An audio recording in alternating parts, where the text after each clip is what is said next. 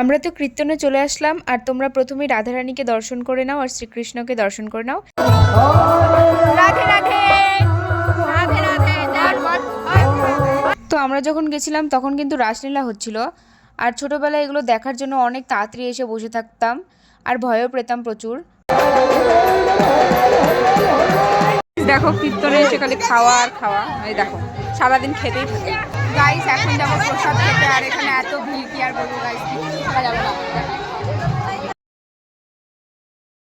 আর এই দেখো আমরা কিন্তু প্রসাদ পেয়েও গেছি, আর এখানে আমি আমার বুনুকে দেখাচ্ছিলাম, দুইটা বুনুকে দেখাচ্ছিলাম, কারণ আমাকে দেখানোর মতো কেউ ছিল না।